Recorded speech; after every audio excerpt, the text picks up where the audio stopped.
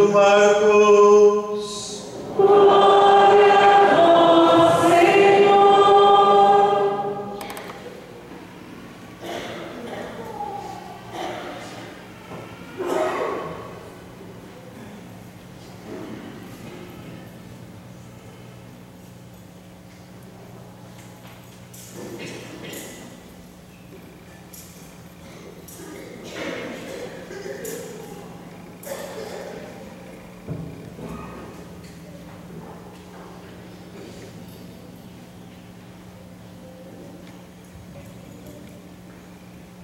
No primeiro dia dos ázimos, quando se imolava o cordeiro pascal, os discípulos disseram a Jesus: onde queres que façamos os preparativos para comer a Páscoa? Jesus enviou então 2 dos seus discípulos e lhes disse: ide à cidade, um homem carregando um jarro de água virá ao vosso encontro. Segui-o e dizei ao dono da casa em que ele entrar: o mestre manda dizer, onde está a sala em que vou comer a Páscoa com os meus discípulos?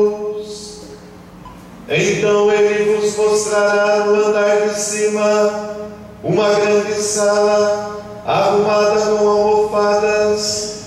Ali fareis os preparativos para nós. Os discípulos saíram e foram à cidade. Encontraram tudo como Jesus havia dito e prepararam a Páscoa.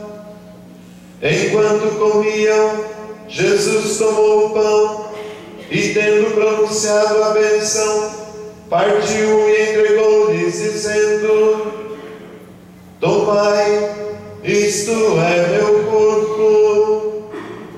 Em seguida, tomou o cálice, deu graças, entregou-lhes e todos beberam dele.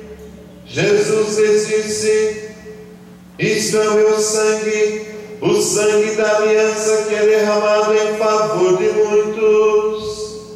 Em verdade vos digo, não beberei mais o fruto da videira, até o dia em que beberei o vinho novo no reino de Deus.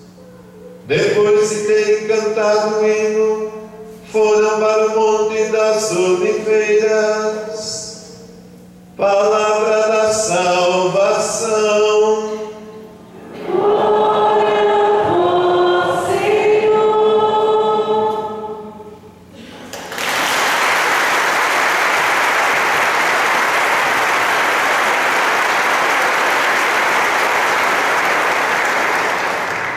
Que a palavra do Santo Evangelho